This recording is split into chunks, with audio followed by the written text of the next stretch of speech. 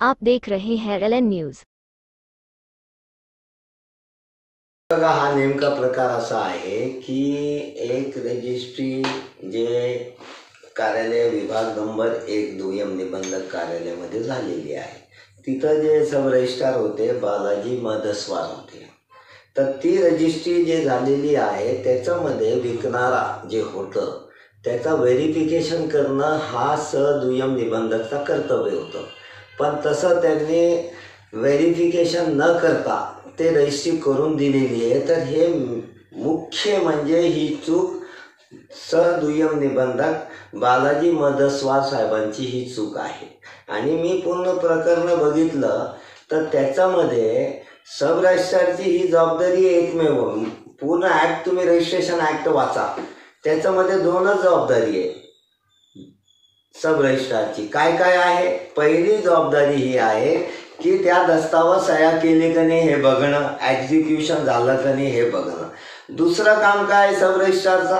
दुसरं काम हे आहे की जे व्यक्ती सेलडीड करायला किंवा कुठलंही दस्त नोंद करण्यासाठी आलेला आहे तर ज्याची सही आहे तो व्यक्ती तोच आहे का, त्याची आयडेंटिटी व्हेरिफिकेशन करणं हे दुय्यम निबंधकाचा कर्तव्य आहे. जर त्यांनी हे काम नाही केलं तर त्यांनी आपली ड्युटी करेक्ट नाही बजावली असं मानण्यात येईल. आणि खरं म्हणजे त्या केसमध्ये जर त्यांनी आयडेंटिटी व्हेरीफाय नाही केलं तर बालाजी मधस्वार हे त्याचा आरोपी असला पाहिजे कायद्यानुसार. तसं न करता त्यांच्याकडूनच तुम्ही फिर्याद देताय, विकणाऱ्याला घेणाऱ्याला जे तुम्ही आरोपी करताय. आणि मुख्य तर हा होता, याला का तुम्ही आरोपी केलं नाही हा माझा मूळ याच्यामध्ये म्हणणं आहे. आणि सेक्शन एकदम क्लिअर आहे, बालाजी मधस्वार साहेबांची ही जबाबदारी होती. याच्याकडे साहेब आता बघा, आपले जे ना विवेक गांगुडे साहेब इथं JDR आहे. सर्वात पहिले यांनी बालाजी मधस्वारनी रजिस्ट्री करताना रजिस्ट्रेशन ॲक्टचे 34, 35 हे याच्या म्हणजे आधार व्हेरिफिकेशन केलं होतं का, आयडेंटिटी व्हेरीफाय केली होती का, एक डिपार्टमेंटल इन्क्वायरी करून ती चौकशी पहिले बालाजी मधस्वार साहेबांची लावायली पाहिजे का, त्यांनी प्रोसिजर फॉलो केलं होतं का, त्याच्यामध्ये पूर्ण क्लिअर होऊन जाईल. तर आपले विवेक गांगुडे साहेबांचा आहे की डिपार्टमेंटल इन्क्वायरी या रजिस्ट्रीवर बसवा आणि आधार व्हेरिफिकेशन झालेलं आहे का बघा, सगळं क्लिअर होतं. माझे आरोप तुम्हाला समोर येऊन जाईल. DE त्याच्यामध्ये बसवा. हे पैसे घेऊन झालेला व्यवहार झालेली रजिस्ट्री आहे याचं 100%. कारण की जे अधिकारी यांना नाही, आता आम्ही रोजच जातो तिथं रजिस्ट्री करायला, याने लेआउट बघणं सब रजिस्ट्रारचं काम नाही. लेआउट आहे का नाही हे बघायचं त्यांचं काम नाही. हायकोर्टचे स्पष्ट ऑर्डर्स आहे. पण त्यावेळेस हे जे नाही बघायचं ते 10 वेळेस बघतात का, पैसे जास्त काढण्यासाठी. आणि जिथं जे बघायचं होतं, जे कर्तव्य होतं ते न बघता रजिस्ट्री झालेली आहे. तर याच्यातूनच हा सिद्ध होतोय की पैसे घेऊन केलेलं काम आहे आणि मोठ्या प्रमाणात करप्शन चालू आहे. मी तर एकदम स्पष्टपणे सांगतो, माझा तर आरोप नाही, मी डायरेक्ट नाव घेतोय वरिष्ठ अधिकाऱ्याचा. याच्यापूर्वी पण जे ना हे बघा, जे यांचे श्री विजय सुधाकर भालेराव, नोंदणी उपमहानिरीक्षक व मुद्रांक उपनियंत्रक यांच्या भ्रष्ट प्रशासनाला सापळा रचून थांबवावे व यांनी भ्रष्टाचार करून जमा केलेली अवैध संपत्तीची चौकशी करावी व संपत्ती सरकार जमा करावी. एक राष्ट्रवादीचे कार्यकर्त्यांनी माननीय पोलीस अधीक्षक लुचपत विभागाला सुद्धा यांची तक्रार दिलेली. आणि माझं सुद्धा म्हणणं तेच आहे का मोठा अधिकारी करप्ट असल्यामुळं हा पूर्ण सिस्टम करप्ट झालेला आहे.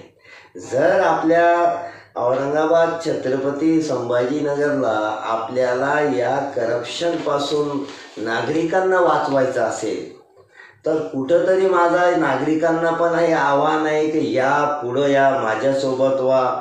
मी जन आंदोलन याच्यामध्ये मागच मी डिक्लेअर केलेलं आहे की एक मोठा जन आंदोलन मी उभं करणार आहे आणि ज्याच्यामध्ये पूर्ण पुरावे मी इकट्ठे करणार आहे. म्हणजे जन आंदोलन पण जय हो म्हणून नाही, मी 15 डॉक्युमेंट तयार करून 15 रिफ्युजल घेणार आहे.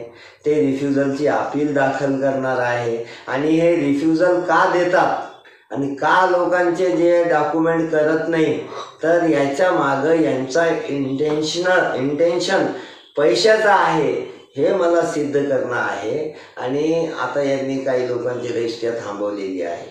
सेक्शन 17 रजिस्ट्रेशन ॲक्ट एकदम क्लिअर आहे की हे कोणाचंही काम थांबू शकत नाही, पण पैशासाठी हे नकार देतात आणि पैसे भेटले का कामं करून देतात. तर हे करप्शनचा विषय आहे.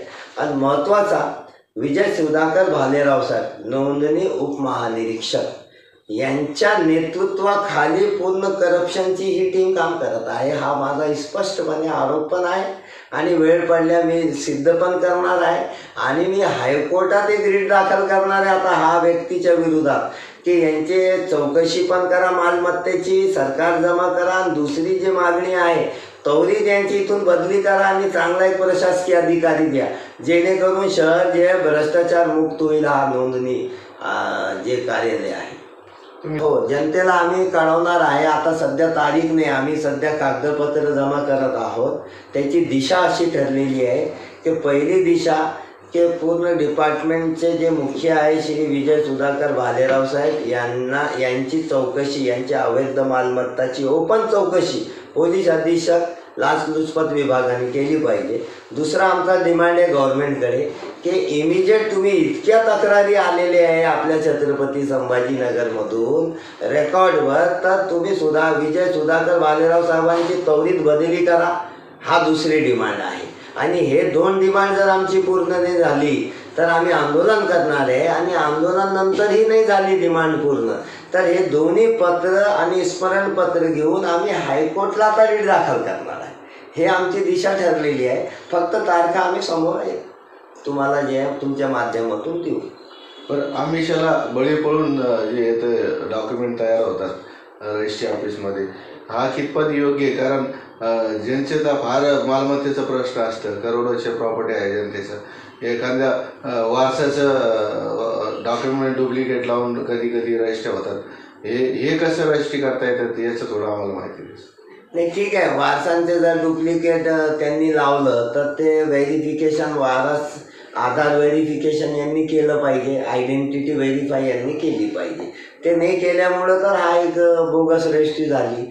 आणि यांचं काय, हे तर फिर्यादी झाले, हे सहआरोपी असलं पाहिजे होतं त्याच्यामध्ये. बालाजी माधस्वार त्याचा सहआरोपी असले पाहिजे होते. यांची मागं पण 2-3 डिपार्टमेंटल इन्क्वायरी झालेली आहे. तर हे सगळं करप्शनमुळं हे एकमेकाचे दाबून देतात. तर याला आता समोर आणावं लागेल. एक मेहनतीचं काम आहे. आता ही मेहनत मी हातात घेतलेली आहे. मेहनती लागतात, पैसेही लागतात, तर कोणी सहजपणे याच्यामध्ये टिकत नाही. आता माझा मोठा व्यवसाय असल्यामुळं आता मी याच्यात इंटरेस्ट घेतलेला आहे. पैसेही खर्च करणार, लोकांनाही जोडणार आणि 100% यांना सिद्ध करून यांना 100% शिक्षेस पात्र ठरवण्यापर्यंत मी याचा पाठपुरावा करणार. ही गोष्ट खरी आहे. यांनी मला पहिले बोलवलं आणि त्यांनी मला सांगितलं की तुम्ही हे आमचं जे काही चालू आहे तुम्ही याच्यात पडू नका, तुम्ही आपला बघा. तर मी त्यांना सांगितलं की साहेब हे त्रास मला एकट्यालाच नाही आहे, मला तर नेहमी काम पडतो तर मला आहेच, जनतेला पण आहे. इथं कुठंतरी तुम्ही याला सुधारवा, कुठंतरी नीट करा. एकदम जास्त अति झालेलं आहे. ठीक आहे, लोक पैसे देतात घेतात प्रत्येक डिपार्टमेंटला, आम्हालाही कळतं देणं घेणं चालू आहे, पण इतकं अति का म्हणजे लोक त्रस्त झालेले. आणि हायकोर्टाने ऑर्डर दिलेलं आहे. हायकोर्टाचे एकदम क्लिअर ऑर्डर आहे. एकच मिनिटात मी ते तुम्हाला सांगतो इंग्रजीमध्ये. Rule 44(1)(1) of the Maharashtra registration rules 1961 is read down and is declared the same would not be applicable. The registering authority is not required to insist compliance of the condition imposed under Rule 44(1)(1) while registering the document under Section 34, Section 35 of the Registration Act 1908. The registering authority shall not reject any document on the ground of non-compliance of conditions set out in the impugnment circular dated 12/7/2021 or for non-compliance of Rule 44. याच्यात इतकं स्पष्ट सांगितलेलं आहे की जे 20/30 सुद्धा register यांनी बंद केलेली आहे. आहे ना, ते सुद्धा बंद करण्याचा यांचा अधिकार नाही आहे. पण हे पत्र काढून बंद केलं आणि पैसे घेऊन चालू आहे. तर ते पैशासाठी यांनी बंद केली आणि रोज पैसे घेऊन हे रजिस्ट्र्या सुद्धा चालू आहे. तर त्यांना ते पण करता येत नाही. सेक्शन 17 एकदम क्लिअर आहे की 100 रुपयाचा झालेला प्रत्येक व्यवहार दोन्ही पक्षकारांनी दस्तावर लिहून इथं येऊन नोंद करावं आणि यांना ती नोंदणी नाकारण्याचा अधिकार नाही आहे. पण पैसे वाढून घेण्यासाठी नाकारतात आणि नंतर करून देतात. अशा पद्धतीने करप्शन चालू आहे. चालेल सर, आपलं धन्यवाद. आपलं नाव सर? माझं नाव अबुल आला हाशमी. माझा रजिस्ट्री ऑफिस कंपाऊंडमध्ये खासदार इम्तियाज जलीलच्या मागच्या साईडला आतमध्ये आले का इथं दिशा रजिस्ट्री मल्टी सॉल्युशन्सच्या नावाने रजिस्टर्ड माझं ऑफिस आहे. याचा मी प्रोप्रायटर आहे आणि यामुळं मी जास्त त्रस्त म्हणून मी जनतेला सोबत घेऊनच आता हा आंदोलन करणार आहे. थँक्यू. धन्यवाद.